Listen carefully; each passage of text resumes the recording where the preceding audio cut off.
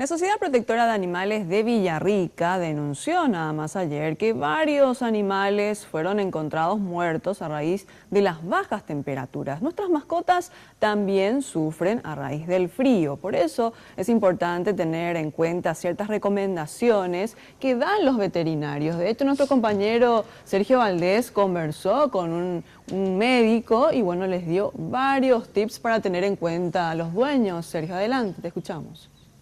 Muchas gracias. Al igual que los seres humanos, la franja etaria de los más propensos a enfermarse son los más chicos. Hablamos de los cachorros, principalmente los perros, y los animales de menor edad o que recién nacieron. También los más viejitos, por decirlo de una forma, que tienen prácticamente los últimos años de vida, estamos hablando.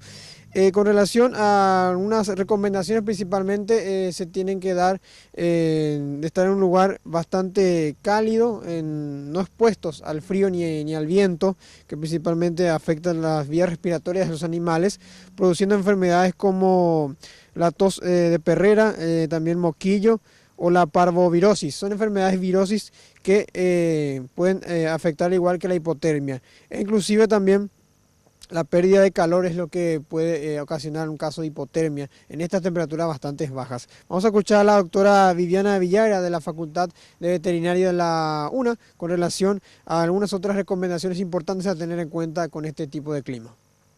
Si se va a usar una casita para impedir que le llegue el viento, hay que ponerle alguna cama mullida y generalmente algo que no...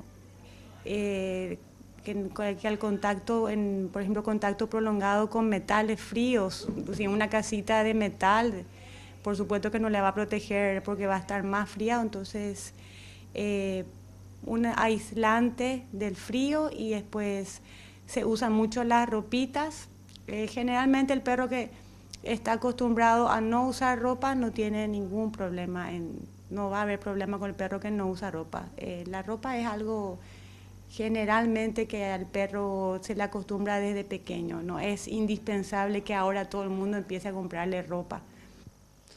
Ahora escuchemos los métodos de cuidado que hacen con los animales, principalmente que estuvieron esta mañana en el hospital veterinario del campus de la Universidad Nacional de Asunción. Hablamos de la dueña de la gata Kimberly y también el dueño de un perro que dijo que por lo menos mantienen los cuidados importantes para evitar este tipo de gripes para los animales.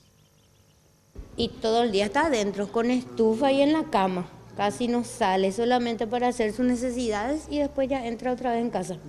¿La estufa le pones muy cerca? No, lejos. Y él ya se queda en la cama y la estufa está cerca de la puerta. Y nada, o sea, está bastante rellena, así que se protege sola. Sí, pero la tienen uno dentro de la casa, sí. Sí. ¿Dentro de la casa? Sí, mejor porque hay mucha gripe ahora canina. Hay una raza de animales que hablamos de los más pequeños, de nariz corta y también los que tienen poco pelaje, que es lo que son más propensos también a enfermarse, por ejemplo de bronquitis, neumonía, laringitis, y lo que recomiendan los veterinarios es que estén al día con las vacunaciones. Es lo que podemos informar aquí desde el campus de la Universidad Nacional. Volvemos con ustedes.